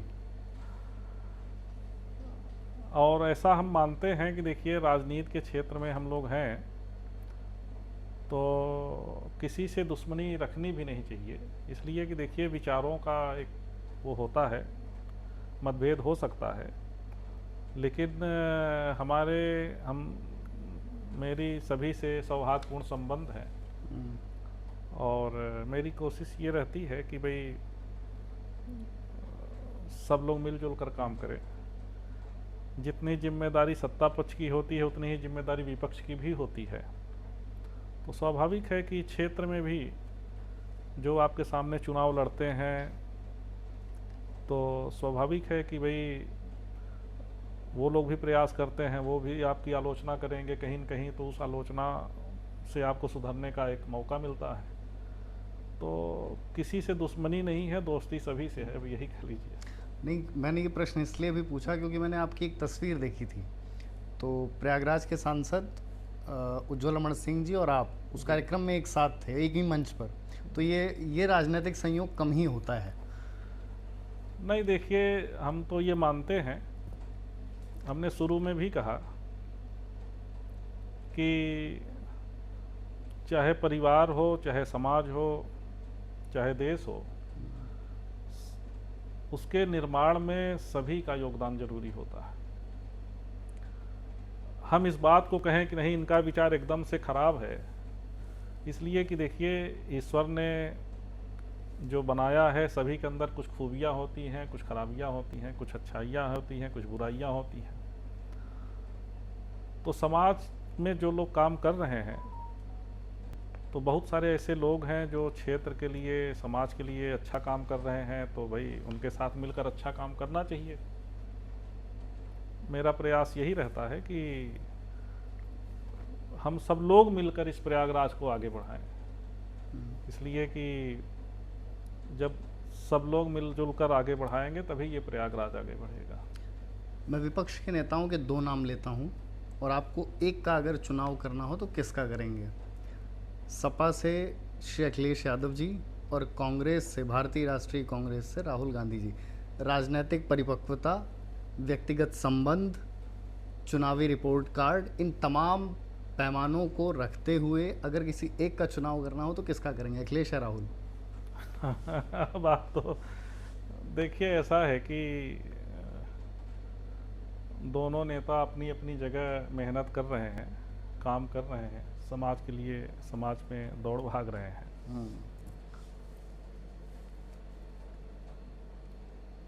अखिलेश यादव जी भी लगातार उनका भी प्रयास रहता है कि अच्छा काम करें। राहुल गांधी जी भी देश के लिए तमाम जगह पर हम लोग देखते हैं कि काम कर रहे हैं। श्री महेंद्र प्रताप पटेल जी, और मुझे वो 3 साल याद आते हैं झूसी विधानसभा के, 1984, 1989 और 1991। ये उनके 3 कार्यकाल थे, और ये पूरा जो आपका एक स्कूल है वो भी उनके ही नाम पर है। तो मैं चाहूँगा कि, और क्योंकि आमतौर पर साक्षात्कारों में जिन नाम का उल्लेख होता है, या तो उनसे आपकी बहुत नज़दीकी होती है, उनसे अच्छी बॉन्डिंग होती है, या तो आप पर उनका अच्छा खासा प्रभाव होता है। तो मैं चाहूँगा कि आप बताएं कि आपकी उनसे बॉन्डिंग कैसी थी, और आपने उनको क्योंकि राजनीतिक आदर्श भी कहा। देखिए वो एक समाज के लिए राजनीति में अगर किसी आदर्श की जब हम कल्पना करते हैं तो हम लोग देखते हैं कि भाई उनके अंदर कैसे ऐसे गुण हैं जो किसी भी व्यक्ति के लिए आदर्श हो सकते हैं। क्योंकि मेरे पिता महेंद्र प्रताप सिंह जो है 24 घंटे वो समाज के लिए ही काम करते थे। क्षेत्र का कैसे विकास हो सके, समाज में जो कुरीतियाँ हों उसको कैसे दूर किया जा सके, सामंजस्य सबके बीच में बैठाकर कैसे संतुलन बैठाकर कैसे क्षेत्र का विकास हो सके। इसलिए कि देखिए हम लोग बहुत छोटे थे तो हम देखा करते थे कि उस समय युवक मंगल दल का गठन करके गांव-गांव में युवक मंगल दल के माध्यम से जो नौजवान थे वो स्पोर्ट्स के माध्यम से, खेल के माध्यम से तो जुड़ते ही थे। उन्होंने एक अभियान शुरू किया उस समय कि जो सार्वजनिक गांव में सड़कें हैं, चक्रोट हैं, नालियां हैं, उसका निर्माण कैसे हो सके। उस समय बजट भी बहुत ज़्यादा नहीं आता था, लेकिन हमारे क्षेत्र में आप देखेंगे तो लगभग 50% ऐसे गांव हैं जहां श्रमदान से ही सड़कें बनी हैं। लोग फावड़ा लेके सब लोग संडे को इकट्ठा हो जाते थे। आज इस गांव की सड़क बननी है, आज उस गांव की सड़क बननी है, आज यहाँ नाला बनना है, आज यहाँ ये करना है, आज यहाँ सफाई व्यवस्था चलानी है। तो उनका बड़ा अमिट छाप रहा हम लोग के जीवन पर। पर्यावरण से बहुत ही ज़्यादा वो जुड़े रहे।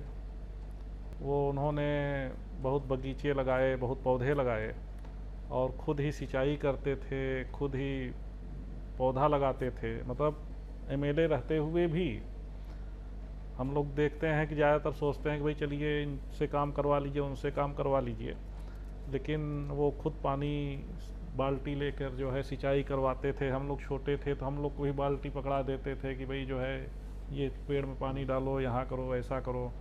संडे को जो है सफाई के लिए पूरे सब लोग इकट्ठा होते थे। तो हम लोग भी छोटे थे तो हम देखते थे कि वो भी झाड़ू लेके जो है, जैसे आज हम लोग देखते हैं हमारे प्रधानमंत्री जी का अभियान, उस समय उनको हम लोग देखा करते थे कि भाई हर संडे को जो है सब लोग पूरे साफ सफाई किया करते थे। सार्वजनिक रूप से जो है नौजवानों में, खासकर बच्चों में बोलने की, सार्वजनिक रूप से कैसे मंचों पर बोल सकें, कैसे सांस्कृतिक कार्यक्रमों में भाग ले सकें, कैसे उनके व्यक्तित्व का विस्तार हो सके, उसके लिए लगातार वो कई कार्यक्रम चलाया करते थे। उस समय समाज में बहुत कुरीतियाँ थीं, उन कुरीतियों को कैसे दूर किया जा सके। तो अगर कहा जाए तो एक आदर्श नेता के रूप में, एक आदर्श समाजसेवी के रूप में और जनता के प्रति समर्पित, समाज के प्रति समर्पित, पूरा अपना समय लोगों के लिए देना, यह कहा जाए तो दूसरों के लिए ही जीना हमने उनसे सीखा।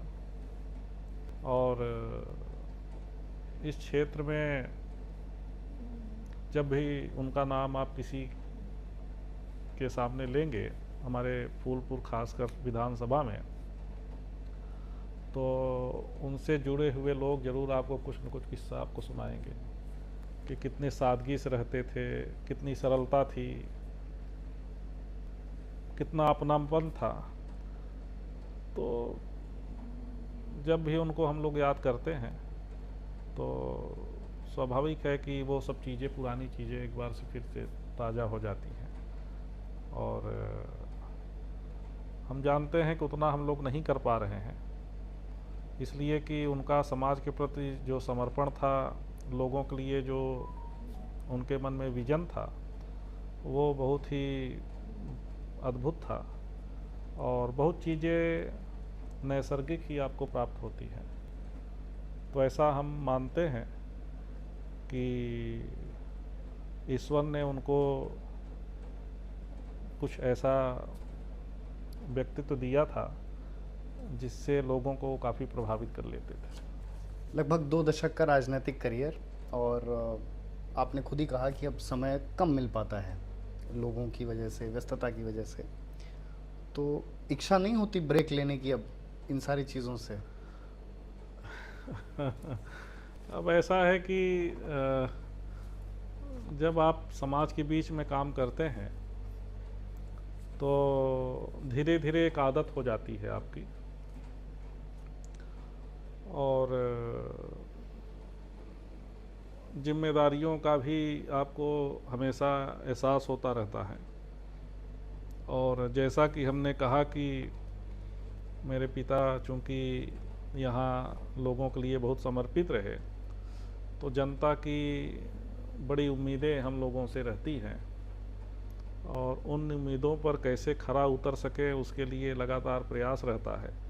इसलिए कि देखिए, जनता हर चीज़ को देखती रहती है, आपके काम करने के तरीके पर, आप किस तरीके से क्षेत्र का विकास कर पा रहे हैं, किस तरीके से आपको करना चाहिए, एक तुलना करते रहते हैं। तो स्वाभाविक है कि एक चुनौती हम लोगों के सामने रहती है, जिम्मेदारी भी रहती है। कभी कभार ये ज़रूर रहता है कि भाई परिवार के लिए हम लोग उतना समय नहीं दे पा रहे हैं, घर के लिए समय नहीं दे पा रहे हैं। तो कई बार परिवार के घर के लोग भी इस बात को कहते हैं कि भाई धीरे धीरे कभी कभार जैसे लोग इस बात कहते हैं कि भाई अब सब नेतागिरी में ही पूरा समय चला जाएगा लोगों के बीच में, तो हम लोग के लिए भी कुछ समय चाहिए। शिकायत करते हैं? शिकायत रहती है, शिकायत रहती है। देखिए, शिकायत रहती है इसलिए कि कई बार हम लोग इस बात को देखते हैं कि बच्चों को कहीं बाहर अगर खाने जाना है, बाहर घूमने जाना है, तो बहुत आप उनको बताए रहिए, चलिए हम शाम को आ जाएंगे, कल आ जाएंगे, परसों चले चलेंगे, लेकिन नहीं जा पाते। तो स्वाभाविक है कि शिकायत रहती है। ये शिकायत देखिए हम ही नहीं, जो भी सार्वजनिक जीवन में है, राजनीतिक जीवन में है, जैसी आपको जिम्मेदारी मिलेगी वैसे आपके पास समय भी कम रहेगा, और समय कम रहेगा तो स्वाभाविक है कि भाई उस समय आपको साझा करना पड़ेगा। तो परिवार के लिए समय कम हो जाता है, घर के लिए समय कम हो जाता है। तो अब ये तो सभी के लिए समस्या है। अब उसी में से सामंजस्य बिठाइए, उसी में संतुलन बनाकर चलिए, यही सबसे बड़ी वो है। मेरे अंतिम 2 सवाल। आज अगर प्रवीण पटेल जी सांसद न होते तो क्या होते? देखिए, हमको जो है शुरू से जैसे हमारे मन में ये था कि हमको सेना का डिसिप्लिन बहुत अच्छा लगता है जी। जब हम लोग सेना के क्षेत्र में जाते हैं, कैंटोनमेंट क्षेत्र में जाते हैं या ऐसे क्षेत्र में जाते हैं, तो वहाँ जब हम लोग देखते हैं कि भाई सब कुछ एकदम नपातुला है, हर चीज़ एकदम करीने से बनी हुई है, बहुत डिसिप्लिन है, जिसकी जो जिम्मेदारी है वो कर रहा है, वो हमको काफ़ी प्रभावित करता रहा शुरू से। तो मन में हमेशा ये थी कि भाई अगर कुछ सेना के प्रति एक लगाव था कि भाई इस, हालांकि हमारे परिवार में कोई सेना में नहीं रहा है, लेकिन यह है कि वहाँ की डिसिप्लिन और वहाँ के जीवन से मैं काफ़ी प्रभावित हूँ। और मन में हमारे हमेशा ये था कि भाई सेना में अगर हमारी एंट्री हो जाती तो हमको बड़ा आत्मिक सुख मिलता। लेकिन बहुत कम समय में, मैं 9th में पढ़ता था जब मेरे पिताजी की हत्या हो गई थी। तो स्वाभाविक है कि उस समय उम्र कम थी, समय से पहले जिम्मेदारी आपके सामने जब आ जाती है तो आपको सब कुछ देखना पड़ता है। उस समय परिवार को भी देखना पड़ा, आपको खेती व्यापार सब चीज़ों को आपको देखना पड़ता है, पढ़ाई लिखाई भी देखनी पड़ती है। हमारी बड़ी बहन है और हमसे एक छोटा भाई है, एक छोटी बहन है। तो पढ़ने की सब चीज़ों की जैसे होता है एक परिवार के रूप में। तो बहुत कम उम्र में चूँकि जिम्मेदारियां हम लोगों को लेनी पड़ी, जिसकी वजह से बहुत मन की चीज़ों को आप नहीं कर सकते। तो स्वाभाविक है कि धीरे धीरे समाज की जो आशा थी, समाज की आकांक्षा थी, लोग चाहते थे कि भाई आपके पिताजी इस तरीके से क्षेत्र में काम किए हैं, आप लोगों को भी उन जिम्मेदारियों को देखना चाहिए। कोई ज़रूरी नहीं है कि आप MLA MP बनकर ही करें, लेकिन समाज के बीच में जुड़ाव बना रहे और उसी तरीके से करते रहे। धीरे धीरे कब राजनीति में आ गए फिर पता नहीं चला। मैं एक और वीडियो देख रहा था जब किसी बैंक का मैच था और आप आए और आपको, मुझे लगता है शायद 20-30 गेंदें फेंकी गई और आपने शायद ही कोई गेंद डॉच की हो।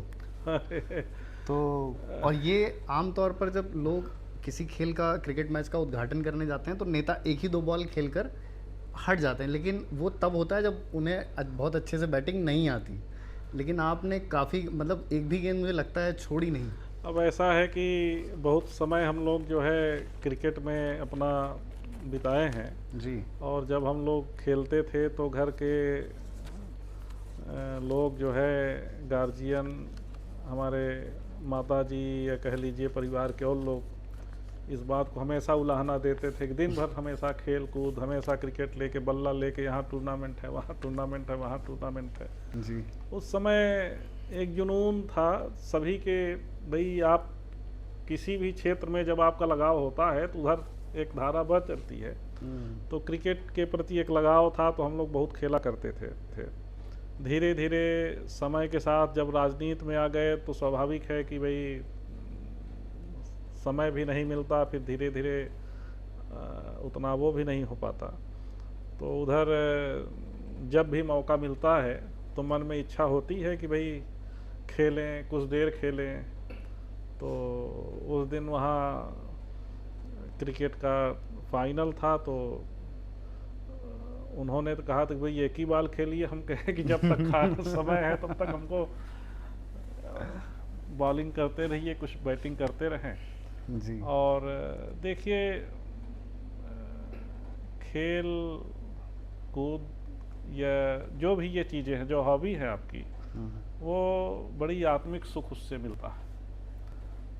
और अभी भी मन करता है और कोशिश भी हमारी रहती है कि जब समय रहे तो क्रिकेट खेलें या कुछ, हाँ कुछ करें। कबड्डी तो बहुत हम लोग छोटे थे तब था, लेकिन क्रिकेट के प्रति ज़्यादा लगाव था हमारा। जाते जाते सर, राजनीति में आने की आकांक्षा रखने वाले युवाओं के लिए कोई संदेश, कोई ऐसी बात कि वो ये करें या वो इस रास्ते पर चलें तो उनके लिए रास्ता थोड़ा आसान हो जाएगा? देखिए, मेरा अपना ये मानना है कि युवाओं को राजनीति में रुचि रखनी चाहिए। कोई ज़रूरी नहीं है कि आप पद ही लीजिए, या किसी राजनीतिक दल के कार्यकर्ता ही बनिए, लेकिन राजनीति में रुचि इसलिए ज़रूरी है कि देश किस दिशा में जाए, समाज किस दिशा में आगे बढ़े, उसकी जानकारी सभी लोगों को होनी चाहिए। और हमारी जिम्मेदारी केवल अपने लिए नहीं है, परिवार के लिए नहीं है, समाज के लिए भी है, देश के लिए भी है। देश की आर्थिक व्यवस्था कैसी हो, देश की समाज की संरचना कैसे अच्छा हो सके, कैसे सभी क्षेत्रों में हम लोग आगे बढ़ सकें, उसके लिए ज़रूरी है कि राजनीति में भी थोड़ी रुचि रखनी चाहिए। एक दूसरे के विचारों को सुनना चाहिए, देखना चाहिए। और एक बात ज़रूर हम खासकर नौजवानों से ये कहना चाहेंगे, इधर कुछ हमने देखा है, हालांकि बहुत कम संख्या है ऐसे लोगों की, कि भाई बड़ी बड़ी गाड़ियाँ और बड़ा बड़ा वो, तो ये उससे आप बहुत दूर तक नहीं चल सकते। आपको सादगी, सरलता, जनता से जुड़ाव, और कहा जाए तो हमेशा इस बात को हम कहते भी हैं कि गांधी जी को पढ़ना चाहिए। गांधी जी की जो आत्मकथा है सभी युवाओं को पढ़ना चाहिए। और महात्मा गांधी ने इस देश की जो कल्पना की है, यह जो सत्य का प्रयोग उन्होंने किया है, तो हमको लगता है कि उस रास्ते पर युवाओं को चलना चाहिए। तो ये थी एक ऐतिहासिक लोकसभा सीट से आने वाले जनप्रतिनिधि, सांसद और अवार्ड विनिंग लीडर की विशुद्ध राजनीतिक वार्तालाप, जिसमें उन्होंने अपने जीवन पर, अपने निजी जीवन पर, अपने घर परिवार, पिता और ज़मीन से जुड़ाव पर, तमाम मुद्दों पर, तमाम समस्याओं पर विस्तार पूर्वक अपने विचार रखे। बताया कि उनका जो राजनीतिक सफ़र है वो कैसे विधानसभा से होकर लोकसभा तक पहुंचा। बताया कि कैसे खेलों के प्रति, खेती किसानी के प्रति और जो प्रयागराज के स्थानीय मुद्दे हैं उनको लेकर भी उनकी चिंता है। और बड़ी ईमानदारी से बताया कि कैसे एक दल में होने के बाद दूसरे दल के प्रति उनकी राजनीतिक जिज्ञासा बढ़ी और कैसे ये सफ़र विधायिका से संसद तक पहुंचा। तो हम उम्मीद करते हैं, आशा करते हैं कि इस वार्तालाप के तमाम पहलुओं का प्रचार होगा, प्रसार होगा और मिलेंगे किसी अगली वार्ता में। तब तक के लिए नमस्कार।